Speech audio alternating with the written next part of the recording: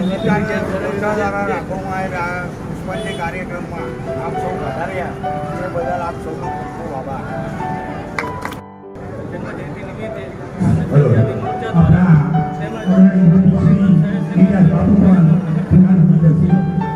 તેમજ વિરંગમ ભાજપ ટીમ વતી જે આયોજન કરવામાં આવેલ છે આજે એ બાબતે સૌનો ખૂબ ખૂબ આભાર. તેમજ આજ રોજ બાબા સાહેબ આંબેડકર નિમિત્તે પ્રવચન આપ્યું તે મુજબ આપણા મહાન હસ્તી છે જેમને આપણે બંધારણ કરેલું છે અને એના આધાર ઉપર મહિલાઓ તેમજ અન્ય સમાજને દરેક સમાજને એક પ્રભુત્વ મળી રહ્યું છે.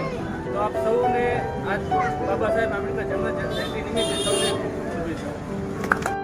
કાઉન્સિલર નારણભાઈ, આ વિસ્તારના આગેવાન મનુભાઈ, પશુપતિબેન, આપ સૌ પ્રિય કાર્યકર્તા મિત્રો, ડૉક્ટર બાબા સાહેબ આંબેડકરની આજે 131મી જન્મજયંતિ. આપણને સૌને ખબર છે કે વિશ્વનું સૌથી મોટું બંધારણ, આપણા દેશનું સૌથી મોટું બંધારણ આપણે અત્યારે જોઈ રહ્યા છીએ. જે પ્રમાણે આજુબાજુના જે વિશ્વમાં દેશો છે જે પ્રમાણે અંદરો અંદર એમના યુદ્ધ ચાલી રહ્યા છે, ક્યાંય શાંતિ એમનાથી છે નહીં. એ શ્રીલંકા હોય, એ ઇઝરાયલ હોય, એ યુક્રેન હોય, આવા ઘણા દેશો છે કે શાંતિથી રહી નથી શકતા. એનું કારણ શું હતું કે એમનું બંધારણ સારું નથી, એમની લોકશાહી પદ્ધતિ સારી નથી.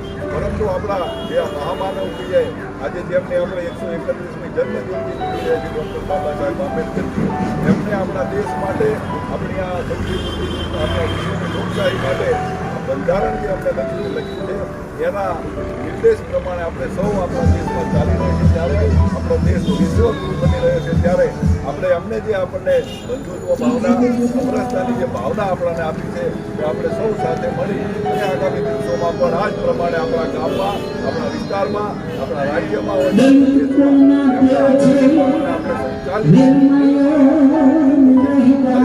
સૌને આજે ડૉક્ટર બાબા સાહેબ આંબેડકરની 131મી જન્મજયંતિ નિમિત્તે આપ સૌને ખૂબ ખૂબ શુભેચ્છા પાઠવું છું.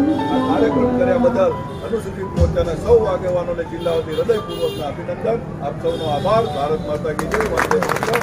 ડૉક્ટર બાબા સાહેબ આંબેડકર.